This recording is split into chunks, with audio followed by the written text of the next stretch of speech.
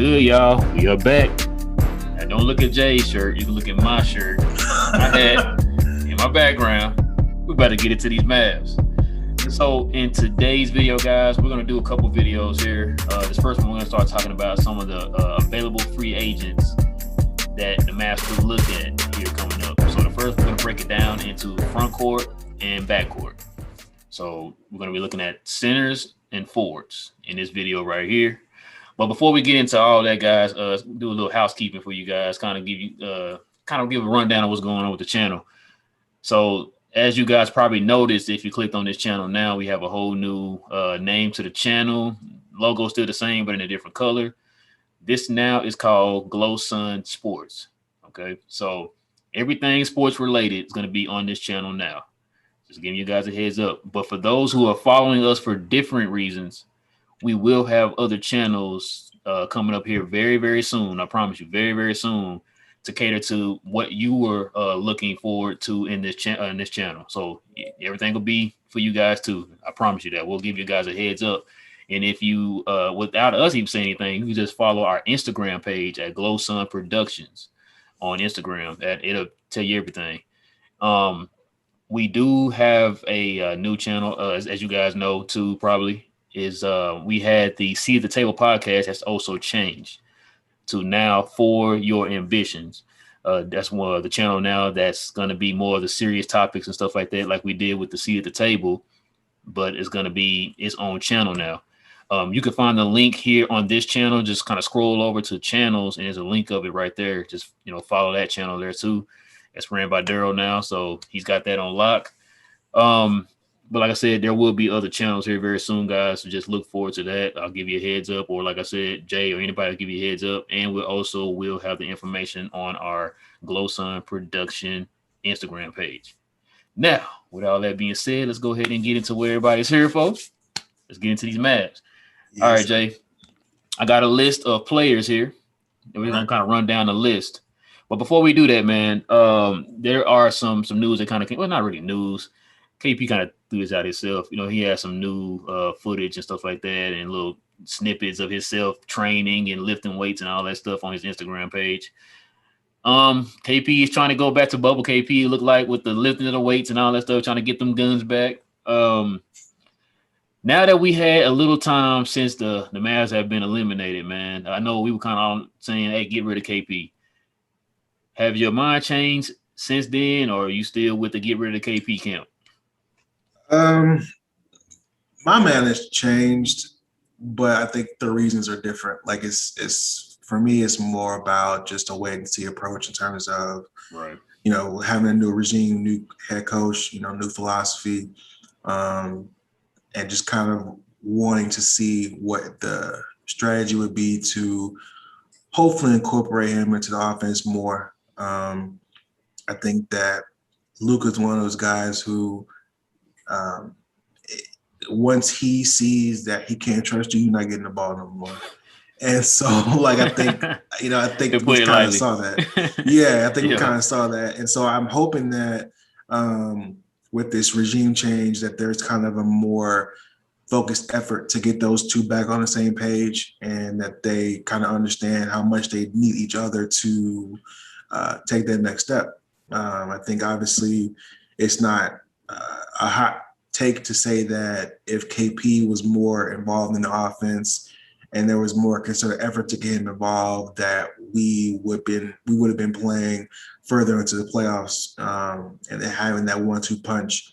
Obviously it would be great to have bubble KP, we know that, but even if it's not bubble KP, if it's just a more consistent guy that we know we're going to get, where there's 16 to 18 points a game, that knowing that we have that in the bag will help out a lot, and it keeps Luka's usage rate down some and kind of gives him some opportunities to not feel like he has to be the offense by himself. Right. So I'm hoping that with this regime change, with JK obviously being a point guard and having that mentality, he maybe can give some insight as to ways to do a better job of integrating KP into the offense and getting him more involved, running more sets for him, more plays, and not just saying that you just stretch the floor type of thing. So, hopefully KP embraces, the muscular, the issues that he had before. We talked about in previous videos where he bulked up for, I think it was not last season, but the season prior. Yeah. And didn't like the way it felt. So he went back down, and we saw how much he was getting handled in the post. So, yeah. So hopefully, that mindset's changed. Hopefully there are some fresh ideas that will be applied. And again, we talked about this before also. His trade value is not very high anyway. So, there's not necessarily teams that are willing to give up pieces that we feel like will be a step up from him. Right. So, I just think at this point we see what we have and then kind of base our next step off of that. So yeah, of course, recency bias took over for us after we got kicked out of the playoffs, just said get rid of him. But maybe we're being naive, or maybe I'm being naive and thinking that it's possible that things can be different with the new coaching staff. Now, had we still retained everybody, we still had Donnie and we still had Rick, I would still probably be on the team, get rid of them, because clearly that dynamic is not working at all, and we've seen that. So now that there's a breath of fresh air in the front office, potentially there's a reason to look at opportunities to see how they can improve that relationship and make him more involved and kind of Mojo back. I'm sure he lost a lot of, confidence. Yeah, a lot of confidence, and maybe his questions ability a little bit. So I think this hopefully this change will kind of help him get to the point to where he feels a little more confident and has a reason to feel optimistic about his time here still, because I know he still wants to contribute, regardless of the fact of whether he is or not. I think he still wants to. So hopefully we're able to build off of that and get some going to where we don't end up having this be a total loss, having to get paid $35 million a year. You said 35 hurts, man. I know. Well, I guess cooler heads will have prevailed, I guess you could say. As you know, I was one of them guys, like, get him out of here, man. I was ready to get him out of here. I was able to sleep on it many nights since then. Can't believe I've been doing this. He kind of made me look bad during the playoffs when I put my faith in him. But he was like, "You sure you want to do that?" Yeah, man. I thought Bubble KP would show up. I really did, man. But I think I'm kind of with you now. I think I'm gonna give it a chance. Now that's not to say like if we were to like wake up and they say, "Oh, they traded KP," I'm not gonna be like, "Oh my God, why?" But I'm saying like I'm okay if they decide to keep him. Right. Because there's a reason y'all highlighted before. This would be like the first, obviously, I think they said in like 3 or 4 years. I think it's 3 years. It's the first since he got hurt originally in New York. Yeah. Since he doesn't have to, have a surgery or rehab or anything like that. So he's going to have a full offseason to work on his game. And now I think too, man, listen, KP needs to take advantage of every resource out there. Now, when I say that, I'm saying that because he needs to sit down. Or not even sit down. You need to work with Dirk. Dirk needs to get this man in the gym, because now that Dirk is now a part of the franchise again in the front office, I think he needs to work with Dirk. Dirk needs to be that Hakeem Olajuwon for the Mavericks. Great point. Like I said this before, I think on a previous video, KP should have the same type of game as Dirk, not just because they both tall white guys. It's just their games are kind of, you're talking about unicorns. Because if you think about it, Dirk was a unicorn. Because when he came into the league, no 7-footer was shooting the way he was shooting. And wasn't shooting threes, none of that stuff. It was more back to the basket, 15 feet in. And so with KP being able now to have access with Dirk, you need to be talking to Dirk. KP is a lot more athletic than Dirk, and he's a better defender than Dirk. Mm-hmm. So that right there should kind of be, the topping on the cake right there for KP. Right. Get in there with Dirk. Please get in there with Dirk and do what you can, man, to work on your game. Yeah. You don't have an off season where you're rehabbing, so you should be good. Let me ask you this, bro. Do you think that there's a way, like if you had to call it right now, do you think there's a way we can get a comparable number 2 and keep KP, or we gonna have to get rid of KP to get that real number 2? No, I think we can. I think there's enough cap space to be able to do that. Whether that number 2 is a long-term solution or not is probably a different discussion. But you got enough cap room to get somebody in here that, whether they are a true number 2 right now, Right. like, we'll be talking about a couple of guys here pretty soon that, depending on how the pin drops in certain scenarios, they could be that number 2 option, depending on the situation.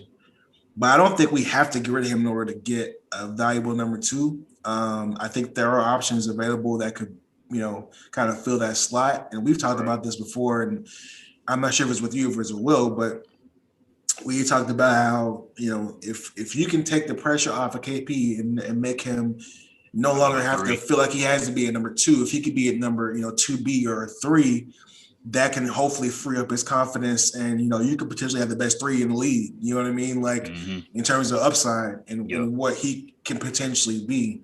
Still young too, so yeah. Still, 25. So I mean, the opportunity is still there. So obviously, this is all like pie in the sky optimism. But to answer your question, I do. I don't think you have to trade him to get a number 2. I think we can get one. It's just a matter of who and for how long. Like, I think one of the things we're going to run into, and we may come across this as we discuss further prospects in that manner, is what they want versus what we can do in terms of, do they want a 5-year deal, or are they okay with doing maybe a prove deal, or whatever else. But no, I definitely think it's possible for us to be able to get number 2 and not have to get rid of KP at this point. Okay. It's funny you said that, man, because now we're going to get into the free agents. Let's do it. So we're going to get into a list of free agents. Right now, we're going to do the centers first, and then we'll work our way to the forwards. So what I'm going to do is, here, Jay, we're going to rattle off a name. You can say yes or no, or we can kind of talk about why that person fits or doesn't fit and stuff like that. So let's go ahead and get into it. All right, man. First one is going to be kind of – now, mind you, too, guys, these are also restricted free agents. We're talking about every free agent, unrestricted and restricted. These are just straight free agents. So let's get into it. All right, the first one is Jared Allen. And I believe he's restricted, right? He's restricted. Yeah, we can. I would love to.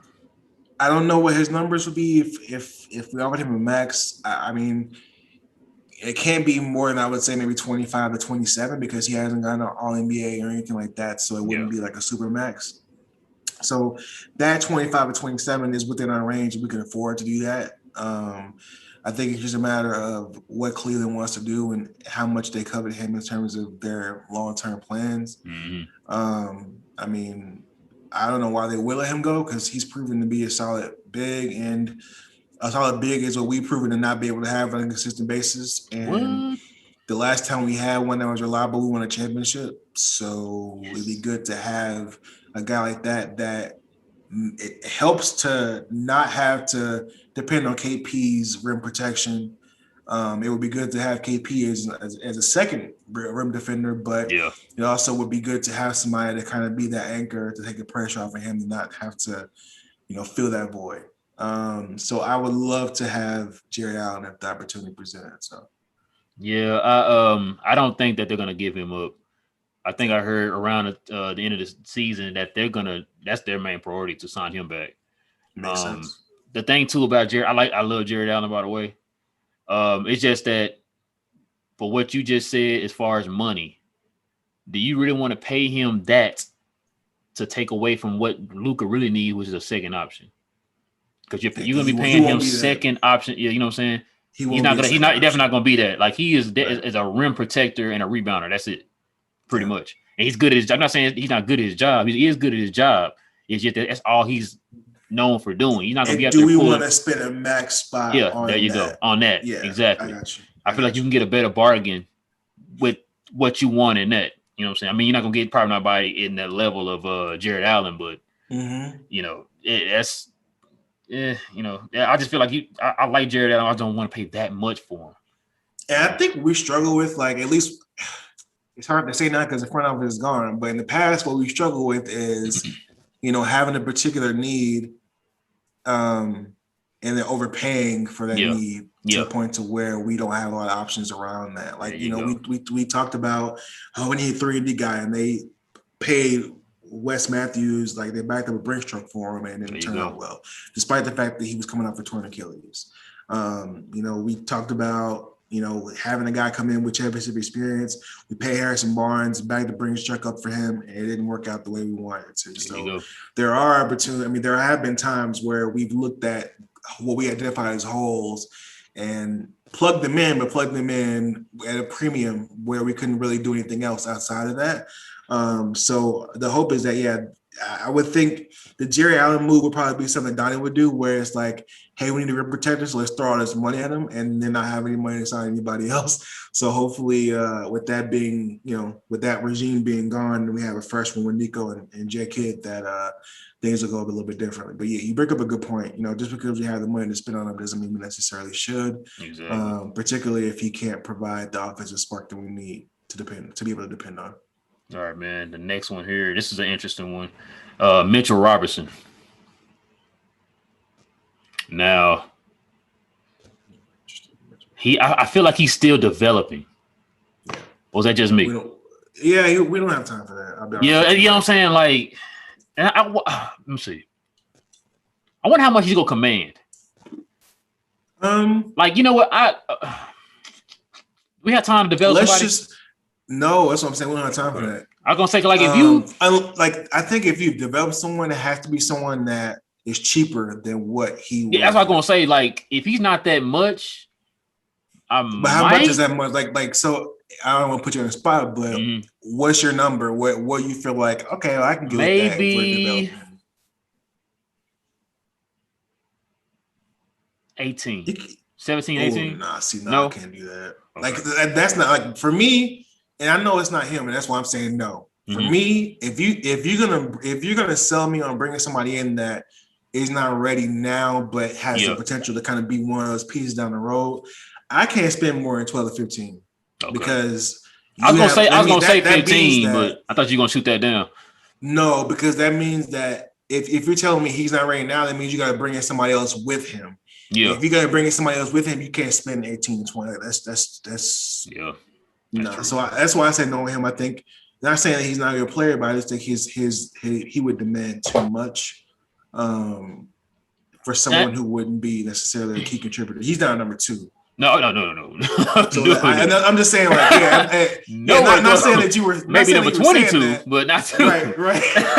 yeah. Not to say that you were saying that, but I'm just saying, to me, like anything, I'll probably say this baseline for me. Anything 18 and up, you got to be able to not be a 2. No, I'm saying like because you don't get it. I don't think you'll get a definite 2 at 18, but I think the upside to be a 2 is there, and maybe this person at KP can kind of share that role as a 2. You know what I mean? Okay, let me ask you a question. Yeah. What if? Because I know you said before about the 2B and the 2A and all that. Right. What if we had 2 number 3s? Like, if you had 2 guys that would be 3s on somebody else's team, so here they would share the role of 3. Like, you wouldn't have a definitive 2, but you had 2 3s. Well, you know what? Never mind. Because we had I still need 2, man. Yeah, I would say because Tim Hardaway and Porzingis pretty much 2 3s. We have 2 3s, yeah. So it's okay, like, never mind. And if you look at it, like using that same analogy, right? If I look at Tim Hardaway as a 3, he'll get $20 million somewhere. Yeah, use a good point. So it's still like I the only person I can think of, and I know we're gonna talk about it later, is DeMar. That's the only guy I can look at and say he can be a 2 number 2. Number 2s, MKB can be number 2s. Yeah. Outside of who we'll talk about. That's why I started thinking the 2 3s, which because I think about what you said with the DeMar and the KP thing, them being dual 2s. Like I was like, what we had 2 3s, but we still be okay. But then, like you said, we got 2 3s. Yeah, we got 2 3s. So. But there is a guy that we'll talk about at the end of the video that would be a 2, and you have him as a 2, and KP can be that guy that we'll talk about later could be the same as DeMar. He could be that 2A 2B with KP. Right. I think. Okay, so this next person, listen, I don't know if you've been on Bleacher Report today. So there's Mavs Moneyball came up with this, so this is not gospel or nothing. Okay. Nerlens Noel. I've heard rumblings about this. Yeah. Would you want to bring him back? I'm not mad at bringing Nerlens Noel back. Just not paying him what he was initially gonna get. What was it, 77 or whatever? Did he get an agent after all? Or is he still? Yeah, no, he got an agent. He got an agent. Okay. Maybe he got an agent around the time he got that qualifying deal with us. Okay. Yeah. All right. He fired his original agent, but got another one. Ended up getting the qualifying deal. Yeah. Lord Jesus. Okay. Oh, we got the fun on that one, boy. Whew. We did, but well, I don't know. Like, okay. Now, remember, he's gonna pay him. What year was? I know it was gonna be overpaying for sure. Yeah, it was like 75 or 80 million or something like that. Yeah. Was KP? I mean, was Luka here yet? Was that his rookie year, or was that the year before he came? Year before he came. Okay, never mind then. Yeah, because remember that was we had him with Dennis Smith. Remember they supposed to be the two. That's right. That's right. Like, to answer your question, yes, I wouldn't mind getting him. For the low. There you go. I was gonna say I think that somebody's gonna probably offer more than what we should offer. Yeah. But no, I think he would be a good fit, and I think he would be. See, I don't know. It's so hard to like, because we're judging how we think he would fit based on what we're used to seeing the Mavericks play, but we don't know how they're gonna play because they haven't had. You know what? That's a good point. I didn't even think about that. You're right. So it's tough because I was looking at it like, well, he was kind of fitting well, kind of like what Brandon Wright did for us, is like as like that. Well, I guess Dwight Powell is doing the same thing. Yeah, what Dwight Powell doing? A rim roller. But the thing is Nerlens known as a rim roller though? He's not known as that, but I think he did that well here. I think that whether it's Rick's philosophy or what, I think he did that well, and I think that the way he was used here, which is not the same as how he was used in New York, I don't think, but the way he was used here, his offense kind of fed his defense. Like he looks like he needs to be one of those guys that kind of gets involved to some degree offensively in order to really get the most out of him defensively. Yeah. And so I don't think they did that too much in New York, but he still played well in New York. That's not what I mean. Yeah, he played well in OKC and in New York. Ever since he left here, he's played really well. But to answer your question, yes, I would take him, but I think someone's gonna outbid us for him if he wanted to come back. So I don't see it happening. Yeah, I'm fine with that. Somebody outbid and take him. Hey, I'll probably to you. Good Congratulations. Luck. Do your thing. Hey, he might go to Orlando with Mosley. I mean, hey, that's they don't have a big for Vucevic is gone, so they got a hole there. I'm about to say, hey, that's the new Charlotte for you, man, right there. Yeah, they'll pay him for sure. Orlando, and see now I can't even use them because I don't want to disrespect Mosley like that, so I gotta find somewhere else. I'm about to think about another team. OKC, OKC. Nah, man, they got the picks though. Yeah, they do got them picks. All right, so next up, man, this gonna kind of be like a fall off after this one, bro. But okay, probably not. Cody Zeller. No, I'm good. Next person. Next person. Yeah. Former Mav for a split second, Kelly Olynyk. So I have to look at it as. Let me ask you a question. Yeah, go ahead. What is he? Just in general? Yeah. What's his game? Like he's a stretch. He's a stretch forward. Okay. But sometimes he gets put in as a 5, and I don't think that's what he is. I think he reminds me of like, well, I was gonna say he reminds me of Dario Saric, but Dario Saric got handles. Like he's really Dario good. Got a little bit more wiggle to his game. He's one of those players I can't figure him out. Like everybody loves him, whatever team he's on, as far as like his game. But I'm like, what is his game though? But the thing about him is, and that's what I was gonna say, like. I'm not mad at bringing him in, but it's got to be MLE or less. Yeah. Oh, yeah, for sure. Like, I don't – I was going to say that too. Like, we bring him in, it's got to be one of those because I don't – yeah. I'm just – I don't know what his game is exactly, man. He's a guy – he can stretch the floor. Yeah, he can stretch the floor. Like he's not a defender. He's not a big rebounder, but, maybe he is a good – locker room dude, I don't know, but he can shoot the ball well. He's definitely in a rotation. He's definitely in a rotation. Every team he's in that rotation. So, like I said, I don't know. For me, I'm probably he's one of those players like say we strike out on somebody on the mid-level or the veteran minimum or whatever, then you go get him. You know what I'm saying? Like he's still out there. He's not nobody. I'm just like focusing like, you know what I'm saying? He's not like my top priority when it comes to my mid-level or my veteran minimum. I'll be honest with you, bro. I'm almost close to saying no because I'm looking towards no, bro. I'm looking at who we have, and I'm like, who is he better than? Like, is he better than Maxey?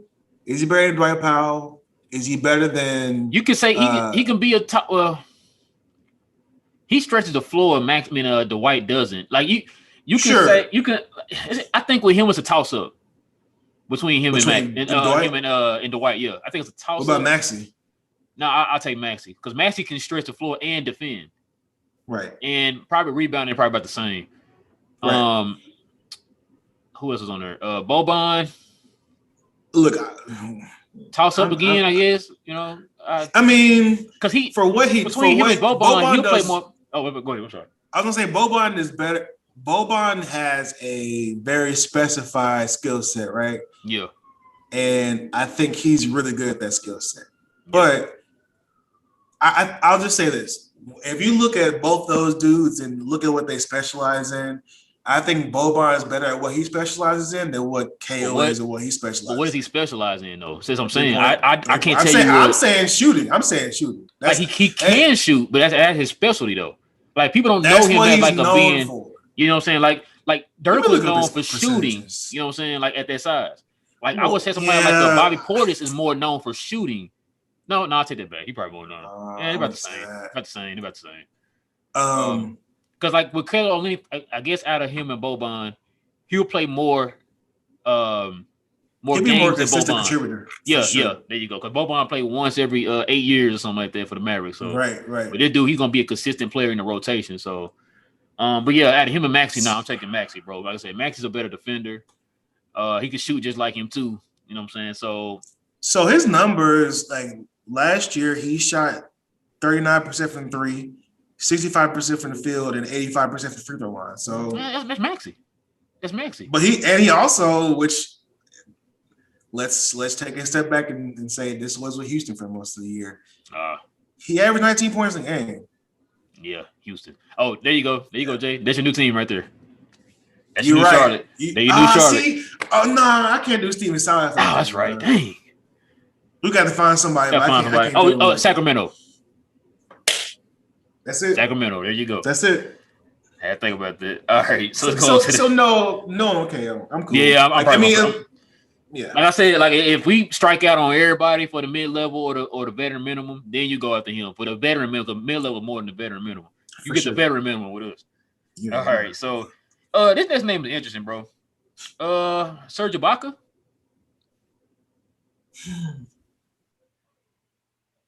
Now,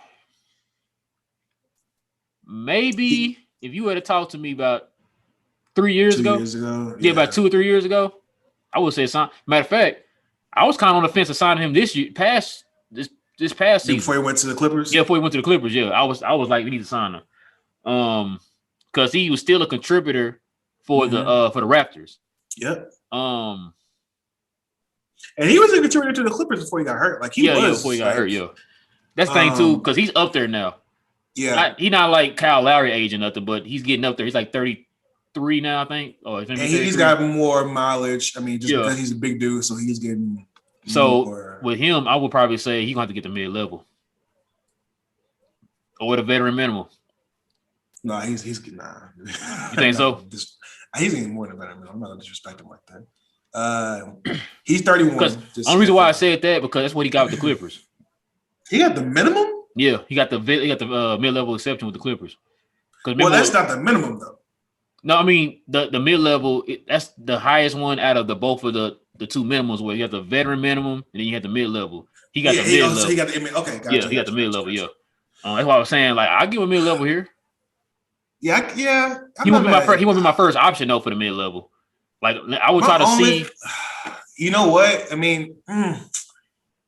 If he come back healthy, I would take him. I would take him over, say. I would definitely take him over Willie.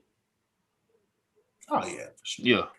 Only thing about him is he's in his 30s and he just had back surgery. So I'm like, oh, it's back. I thought it was leg surgery. Okay, yeah, so back surgery. So I'm just a little. Yeah, you might get that VM, sir. Might get that VM. I guess I'm still hung up on the Ibaka of yesteryears because I like the Ibaka's game. Like I said, he's a rim protector. He can stretch the floor.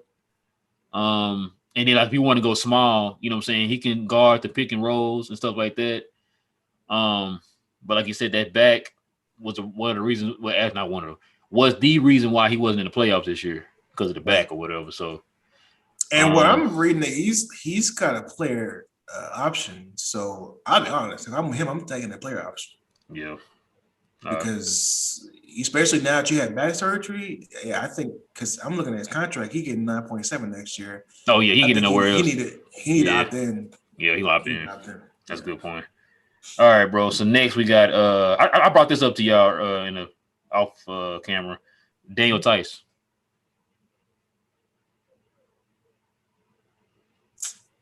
I would have took him. I'm not mad at him. I would not be mad at that. Once again, you know what? Let me see. Because he's a good. I would take him over Kelly Olynyk.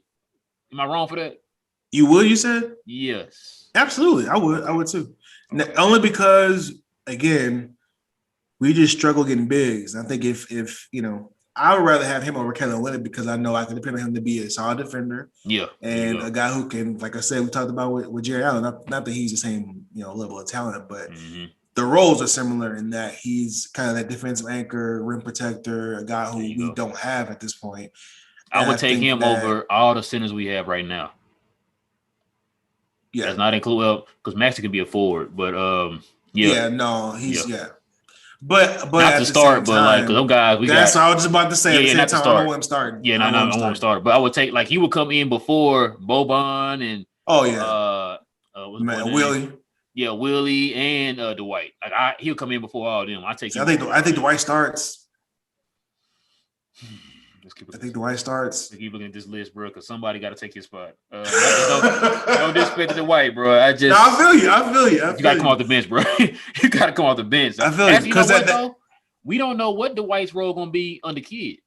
That was under Rick Carlisle. He liked Dwight in the starting lineup. I did too. I'm not gonna lie. At least after he got back into back into working off the Achilles stuff. Bro, don't get me started on that. Because remember, I was the one that was mad that your boy Rick only played him like 2.5 seconds and played Boban 155 minutes in one game. That just makes no sense to me. I don't know if that was him or Bob though. We still don't know where Bob at. They said Bob was the one to put him in the lineup. So I don't know. But yeah, I think that is a good question to discuss. And this may not be the video to do it, but maybe there's something down the line once we actually know who's here or whatever. We should probably take a second to discuss about the lineups and who should start, because the way things are set up right now, I don't know who I would put over Dwight. I'm not putting. Like I said, I Dwight. don't really know Jason Kidd's coaching style or what kind of offense he's going to run. So it's going to be kind of hard to know what we actually. Like in Rick Carlisle's system, you can kind of have an idea who we could have got to plug in because you know his style. I don't know. That's why I say this is hard to do now, bro. It's hard. It's hard to do now because we don't know. All right, let's go to this next one here. Mo Wagner. Next person. Next, I don't know why you don't know this. So this is an interesting one here, bro. Robert Lopez. Next person. You don't like him unless it's a minimum. That's the only not a mid level. Veteran minimum. Minimum. Yeah. I would take him over Willie.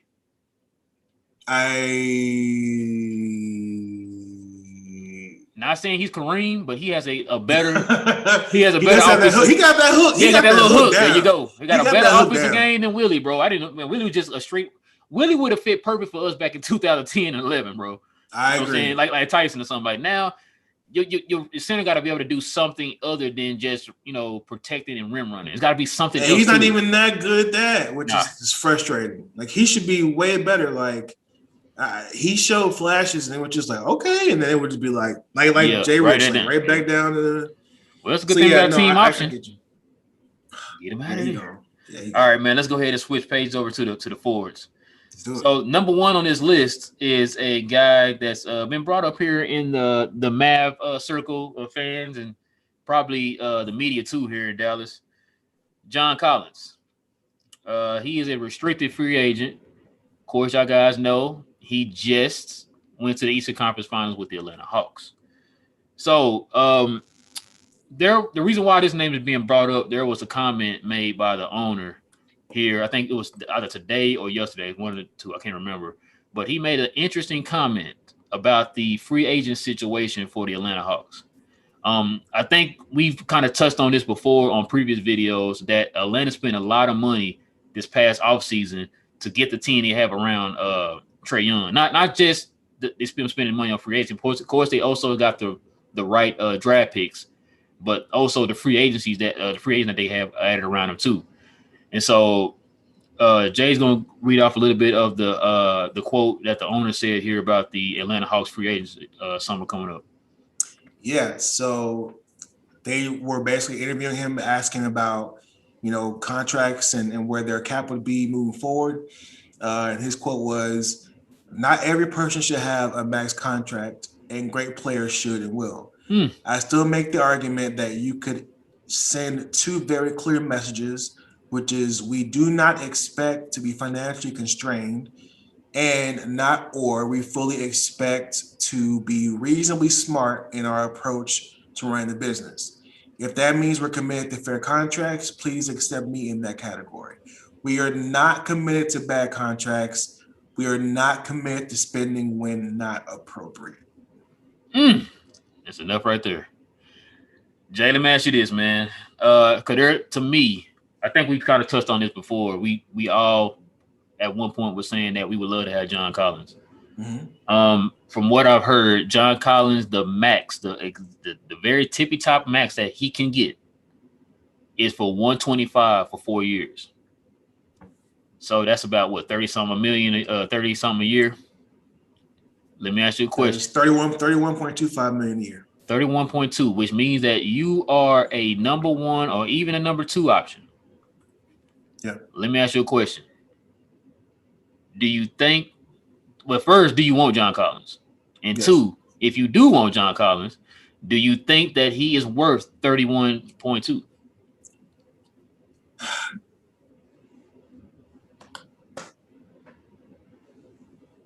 Now, mind you, no All-Stars, no NBA All-Team, nothing. 31.2. You're paying for upside, right? Yeah. He's 23 years old, by the way. You're paying for upside. Younger than Jalen Brunson. Ooh, that's a good point. Yep. I'm going to answer. This is a cop out, so just forgive me. Yeah. I'm gonna answer your question with a question, and then I'll answer. Okay.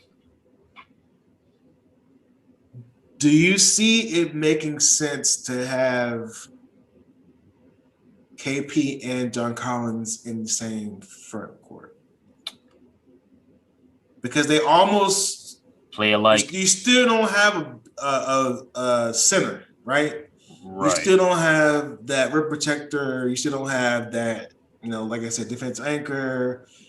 Now, again, my only issue is we're around $30 million of cap space. So if we sign John Collins, that's it, right? Yeah. So we're going to have to still depend on the front line that we have now and say that we're plugging in John Collins and still keeping.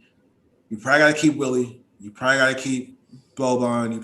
You're going to keep obviously Dwight and Boban, but Dwight and Maxey are still under contract. So they're still there. But now you're keeping Boba, you're keeping Willie, and you're adding John Collins to what is really a crowded front court, but you still have, shout out to Bomani Jones, you got a bunch of low spades. So my question is, if we do that, or I guess my question is, are we okay with having to still rely on the front or the bigs that we have now moving forward? Because now if you're going to sign him, he's going to want a long-term deal. So that means you're locked into him and Luka and potentially KP depending on how things go. Right. So that means the flexibility that you have now is not going to be there for a while. After a while, Luka's contract is going to kick in, and you're even more constrained. So the only issue with that I have is because the answer is yes, I would love to have John Collins, but the underlying issue or the overarching issue, not underlying, is what happens next.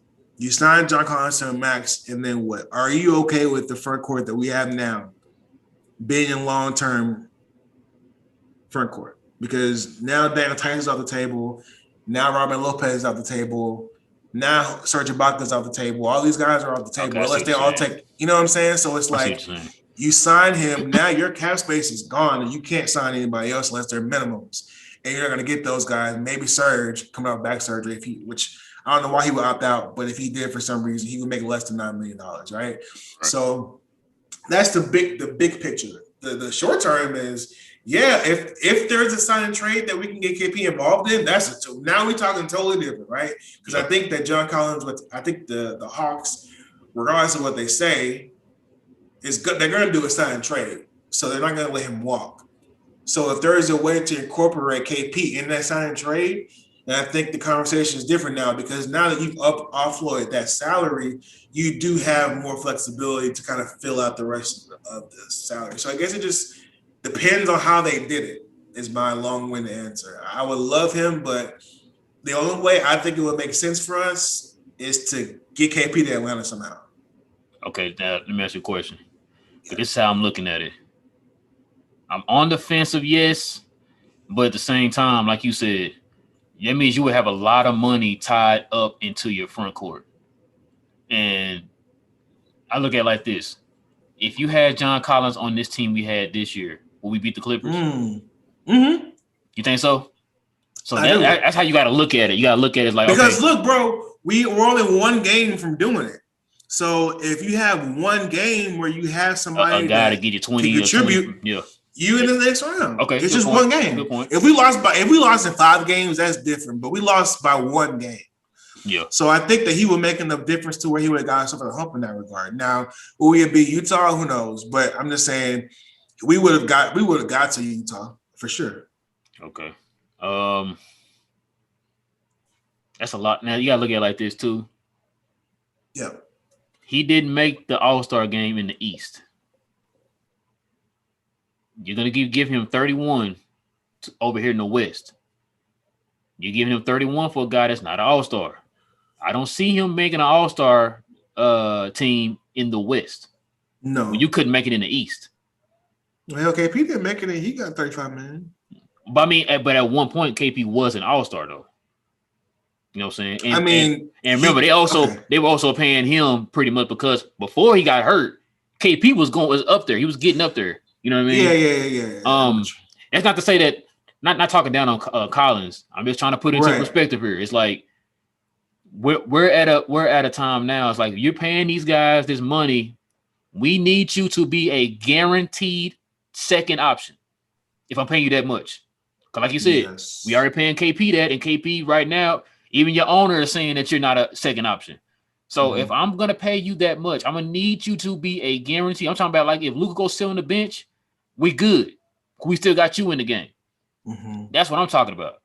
And so nothing to it with Collins.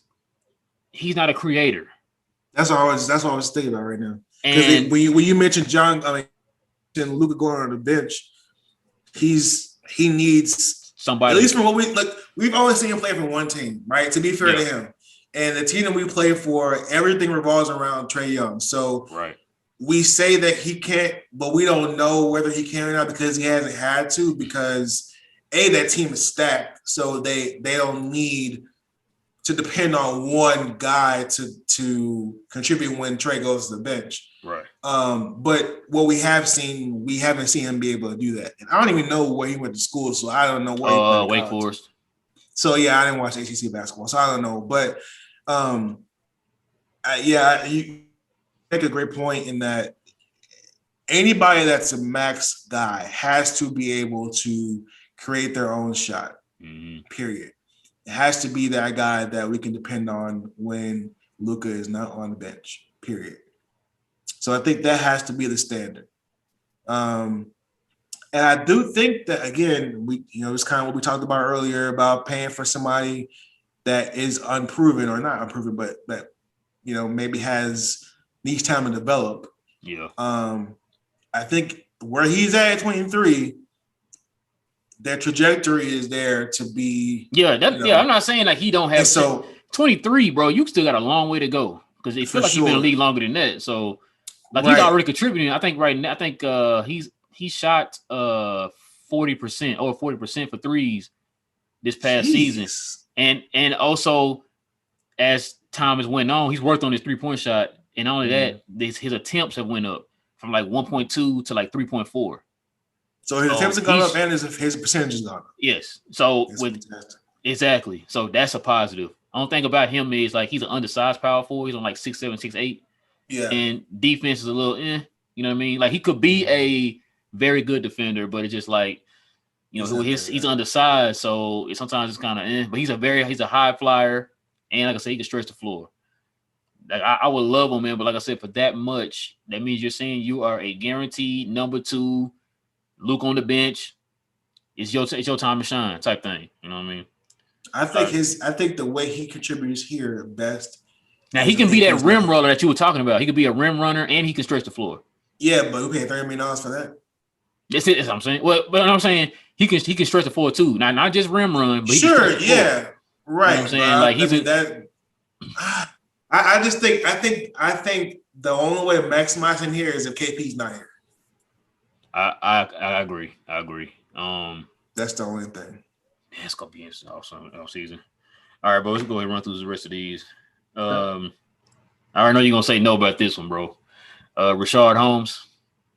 I'm not gonna say no, but how much? Not for how much people think he should get. I'll just say. Wait, how much? Oh, how much they think he should get? Well, people were trying to bring him in like he's supposed to get like. I mean, I'm not saying max, but like I don't see him as like. To me, he's more than 12. Yeah, about the max probably 15, bro. You know what I'm saying? Because like to me, he's like I said before, he's a more consistent Dwight Powell. Way more consistent, better rebounder and a better defender than Dwight Powell. Like there's a lot of teams gonna be going after this dude, but I need to see how much he's gonna be commanding on the open market, bro. Because I don't want, like you said, I want to pay him over because you're not someone. Like I said, man, I meant the thought process now of if I'm gonna pay you this upper echelon money, bro, you better be. Yes, bro. You got to be an option. Like I'm not talking about just somebody who's filling a spot. I'm talking about you got to be a real viable option, bro. Right. We just saw this past offseason. I mean, past playoffs where you need that one more guy that can go in there and get you a consistent 20 to 25 points. That's all we asked for. Luke already getting you 35. Let me just can you just come here and give me about 22, 23 points consistently? You know what I'm saying? Where every so often you drop 30, but you give me 25 here, you give me 24 there, and it's a consistency in your game. Like I can't. And Rashawn, does he have it off? I mean, I know he's a good defender and a good rebounder. That type of dude. He's another high energy guy, very high energy. Yeah, but is he offensively? I don't think he's. That's what I'm saying. Like, he kind of remind me of. He's kind of like Robin Lopez. Oh well, then no. I'm not you know what I'm saying? Like probably a little bit more offensive than Robin. He's balanced. A lot more bouncy. That's not saying a lot. He's more bouncy. Like he's got more athletic. Yeah. So I mean, like I said, for something like that, for that type of game in today's game, you need. I'm not going no higher than 15, bro. I'm sorry. I just think that someone's gonna overpay.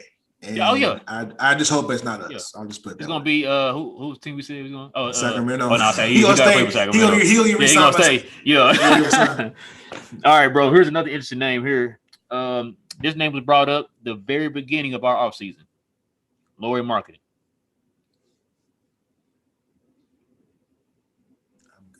Now I know you remember when he got drafted. He's kind of one of the guys I said I wanted to get. Yeah. I don't know now because Lauri Markkanen to me right now is like a 7th or 8th option. Jesus. Like because he's not a good defender. He can stretch the floor though. Yeah, he's like a poor man. So he's Kelly Olynyk.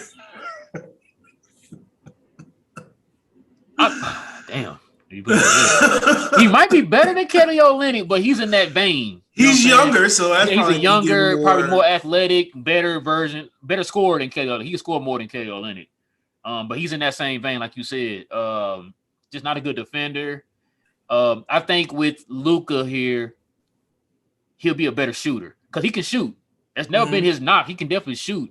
It's just about the consistency. And what else can you do? Which is nothing. Yeah, you know what I'm saying? And I think with him, it was like his first two, well, probably his first year. He was good his first year. Second year, it was kind of and then he struggled in his third year. What it was, I think, too, the reason why I said he'd probably be like a 7th or 8th option because he struggled because they asked him to do more. You know what I'm saying? He was a top pick and all that. Right. And then, being for Chicago, they feel like, yo, since we've drafted you at this level right here, you got to be that guy. You know what I mean? I don't think he really was that guy. I don't think he could be that guy. So that's why I said, like, maybe here you fit a certain role. You come in and be like a Dario Saric or somebody like that off the bench. Come in there and just look.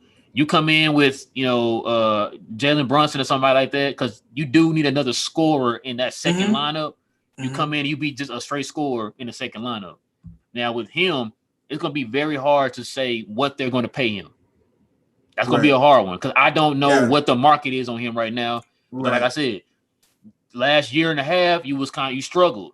And, you going to have people like you have me saying Charlotte, like the Orlando's or somebody like that is going to probably end up overpaying him. You know what I'm saying? Or he can go play for Miami or somebody like that, bro, but you're going to probably end up getting, you know what I'm saying? You're going to probably end up getting an MLE.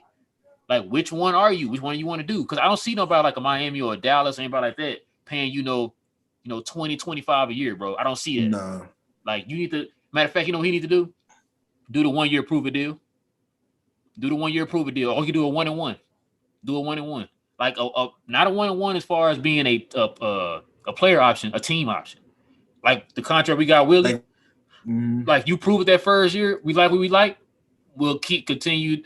You'll get paid that next year. We already had you on the contract that next year. But if you play that year, we didn't like it, we let you go that next year. You know what I'm saying? With the team option. Who do you think is better out of him and Gallo? Well, I guess you would say Gallo. He's more seasoned.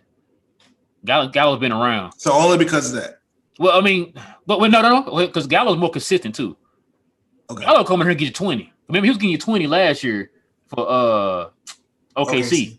And he was balling in New York before they traded him to actually he played with Denver too. Like he was balling in Denver, New York, and remember when they traded him to Denver for Melo, a lot of people was upset because they had a squad. If they had just waited a year, let Melo play that year out in Denver, he could have went to New York with all of them. They would have had a way better squad.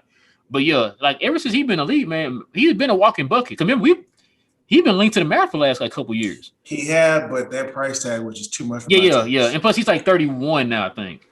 Right. So I was just curious about your thoughts on him because he can beat Gallo. He making $20 million a year. Oh, so 20. Gallo's getting 20 a year. So if Gallo's getting 20 a year, how much down the pole or down the ladder is? Bro, you're not getting no more than about 12 for me, bro. Okay. 12. Okay. All right, let's go to the next one. I just think I know I'm probably running short on time, but I just think he gets that. I think he gets more somewhere else. You think so? I mean, I can see that. Like I said, I think he's gonna get. If he gets that, he's gonna get it with like an Orlando or somebody or Sacramento or something. Because like you're not gonna get that with a contender, bro. Like because you're gonna be asked to be. You know why they give it to him? I really don't think so. I think that, like I said, if he goes to a contender, he's gonna be asked to be a rotation guy. You're not gonna be asked to be the guy. Like you were in Chicago, like right. Yeah. Is one of the guys as far as like being with Zach LaVine and all of them. You part of that trio or whatever they had, and so you're not going to be asked to be that on a contender. You're going to ask to be Maxi Cleveland with a contender. I think he would be a really good fit in Boston. Especially I can see that in Boston. I can see it in Boston. If they don't re-sign Evan Fournier, that frees up the cap space, and I think they signed him. And I think they signed him for more than 12. I think they signed him for like 15 to 17. That's fair. I can see that. I think he'd be a really good fit there. All right, let's see. So next we got PJ Tucker. Yes. You would, but only thing with PJ, he's up there in age. Like you. Yeah. I mean, I'm not paying him a lot. Yeah, but you're gonna get the mid level. I'll give him the mid level. I'll give him the mid level. Man, that hard-nosed defense, veteran leadership, that's what we thought James Johnson was going to be to some degree. Yeah, and so if I think he's a more consistent contributor than what James Johnson was, and so absolutely, like 1,000% would get him if it was at MLE, I would absolutely get him. All right, next up, I think I heard you and Will talking about this guy, Bobby Portis. Yesterday, okay. But how much? That's Where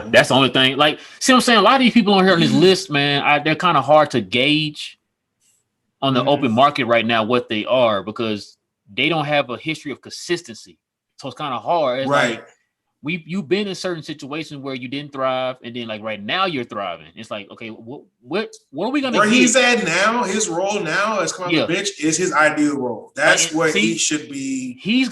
What he's doing right now is what I'm saying with Larry marketing. He's like a 7th, 8th option or in a rotation off that team. I don't think Bobby's that low. I mean, I think he's higher than 7th or 8th. If you go through Milwaukee's like their options, they got Greek Freak. Then they got Chris Middleton. You got Drew Holiday, Lopez. And then who? And then if you want to add DiVincenzo, that's 5. Then you got Teague. He ain't even getting playing time that much. Okay, so I think Bobby's right. Bobby and White Dante are right in the same. And then also too, I would say 5 and 6. What's the boy name in it that's been playing a lot of minutes since DiVincenzo got hurt? Brent Forbes. Well, yeah, you got Forbes too. Now the white Connaughton, Pat Connaughton. Thank you. That's what I'm thinking of. Pat Connaughton. Okay, so Bobby's over Brett Forbes because I think he's off the bench first. I think. No. Well, he is because you starting Lopez and Greek Freaks, so they're going to have more minutes than like what I'm saying. Their 3 is kind of depleted. So I think because now you have what? See, go ahead. Laura Markey could be a 6 man. He could be a gunner in the right situation. Like remember when Gallo played for OKC, he was a gunner. Yeah, but you say he's consistent, and Laurie, like your 6 man has to be consistent, because you are now leading, like you the first option on the bench. That means you got to come with it. And I'm not saying you guys score 20 points a game, but you got to be getting at least 14 to 16 points a game. Right. And I don't know if that's. I think he's better suited as the second player off the bench than he is the 6 man. He can play with the 6 man, whoever the 6 man is. Yeah, absolutely, and just not. I think. Because I think there'd be too much pressure on him to be the 6 man, because if your 6 man is not contributing well, your team is not going to do well. Like you see, like I know the teams that are in the playoffs right now have a 6 man that's like playing above. Like Campaign is playing above. Like he's a. And then I'm still how you doing this, bro. I don't either. Jesus, bro. That's a different video, but yeah, I think that just I don't know if they are where they are without Campaign, because when CP3 went out with COVID, he stayed the ship. And that's a guy, when you look at a 6 man, he's got to be a guy that, hey, if one of my guys goes down, you can be a starter for that role, like Jason Terry did, like Monte Ellis. Fill it up whenever you need it, that's going off the bench. And be if worst come to worst, you can be a starter if somebody goes down. It's in the starting lineup too. Yeah. So I don't know if Laurie's there. I think the potential's there, but I think what you said is perfect with the prove it deal situation. Because if he can prove that, then you get that contract. Yeah. All right, bro. So this next person, I think, is somebody that we kind of talked about before in the previous video a while back. Montrezl Harrell. Why do you think he's so long to answer? Dude, what is going on right now? Listen, Montrezl, I wish Daryl was on for this one, bro. So this is kind of what I was trying to tell you and Will, bro. I know y'all was like, just bring him in. Montrezl, he's not. What is he doing? Like that's okay. That's my follow-up question. What are we bringing him in for? What's his role? That's the thing. he does not have a set skill. Because he's an energy guy. Yeah, just energy. That's it. It's like, but with okay, like for example, Rashard Holmes being an energy guy, he's a good rebounder and a good defender as an energy guy. Dwight Powell's an energy guy, but he's an excellent rim runner. You know what I'm saying? And so, what is his skill set? He's an undersized power forward that does not defend. You can't shoot. You're not a good free throw shooter. Rebounding, you're all right. You know what I mean? It's like you're not like a very great rebounder or anything. So it's like, what are you? He gotta have it though. Like he's like he has a gene that nobody on this team has except for Luka, and that's that like you're not gonna punk him. You're not like he's just like and I think there's a certain energy, a toughness that he brings to your team that we don't have. But are you paying $20 million to a guy? No, hell no. Yeah. No, he's not. I don't even know if I give him MLE. I don't think he got MLE in for the Lakers. I think he got. What do you get? A 2 year, $19 million or something like that? Something like that. It's not even 2 years. I think it was like a 1-1 or something. It's less than $10 million a year. So, I mean, I'm not mad at that amount. Like if you come here, you finna get something like that or a little bit less, bro. That's what I'm saying. So I'm okay. That's why I say that's why it took me so long to answer because if you're telling me I'm getting that for that amount of money, I'm not saying no to that for sure. Now I'm not saying he should get the MLE. He shouldn't get no more. He should not be making more than $10 million a year. Oh, so the veteran minimum then. Yeah, like that's what you're getting the veteran. I mean, yeah. So I'm like when I'm saying yes or no to these dudes, it's not all saying they should be maxes or second options. Do they fit? Like, can you see them fitting well? And I think I'm not mad at that. Okay. All right, we gonna run through these last little 5 here, bro. Okay. Blake Griffin. Nah, I'm cool. Yeah, I'm passing on Blake Griffin. Yeah. This is Thomas' boy right here, man. He been bringing him up on different videos. Paul Millsap. Nah, I'm good. Yeah, because he getting up there now. I think he's like 35 or 6 or whatever. He's like what you said about Serge. If it was like 3 years ago, 3 years ago, I'd be more inclined to say yes. Bring him on in, yes. Yeah. Here's another interesting name too, bro. Like I'm surprised he's still in the league. It's like he does work, but it's like very, very, very, very quietly. Todd Gibson. I wouldn't have minded him like 5 years ago. Now, I think he up there in age too. I think he's like 33, I think. Yeah, he's old. I'm good on Dodge. Hey, here's an interesting name. Marquis Morris. Not Marcus. Yeah, Marquis from LA. He's the Lakers. I'm good. You good on that too? Yeah, that's the boy. That's Kansas finals. Hey, Rock Chalk, you know what I mean? Hey, listen. He's the least annoying twin. Yeah, I know, right? Right. I just don't think that he's like what we talked about earlier. I don't think he has a skill set. Like he's too big to be like he's like and I know I'm saying this and they're the same damn height, but like I think Marcus plays bigger than Marquis does, and I don't think that he really doesn't really contribute too much. I don't know what he brings to the table. Yeah, like he can stretch the floor. And so if you told me I'm on a minimum, I'm maybe. But when I'm looking at these dudes, I'm looking at who are you replacing, right? Like who are you replacing on a team? Who's on a team? I think all of them gonna replace Willie. I'd rather have Willie than Keith. You think so? Only because Keith can scratch the floor, but Keith, like, I just look at like. You had Anthony Davis go down. They had to go find Andre off the scrap heap. Oh, okay. I see what you're saying. Like, but he was on the roster the whole time, so you couldn't find no way to get him in the rotation, despite the fact. Wasn't he hurt off and on too? I'm sure he was, but he was healthy at one point and wasn't getting no burn. Yeah. I just think that if they're having to look for, like they had to go sign. the other dude from Kansas, Macklemore. Like, not saying they're the same position, but I'm saying like, boy, every time I hear that name, listen, like, let me tell you something. Hey, that dude's still leave, and he can shoot. And yeah, also he's gonna have to remember when he got drafted, man. They compared him to Ray Allen when he got drafted. That was horrible. I said that from the beginning. I watched. Like, when they said that, I'm like, come in. I'm like Skip Bayless. I watched every dribble of him in basketball, him playing basketball at KU, and I did. Yeah. And I knew he wasn't. I know for a fact you did. So yeah. Yeah, I knew then he wasn't no Ray Allen, but I knew he could shoot, and I think he got drafted way too high. He's just not. He's a rotational he's player. Number 7 draft. Yeah. But and I don't know if he's on your list of people talk about next video, but I'm gonna tell you something. My answer is yes for him on the minimum.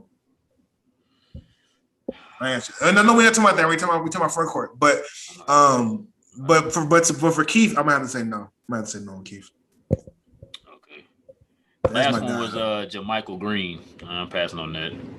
I used to want JaMychal Green. I used to want JaMychal Green back in the day, but now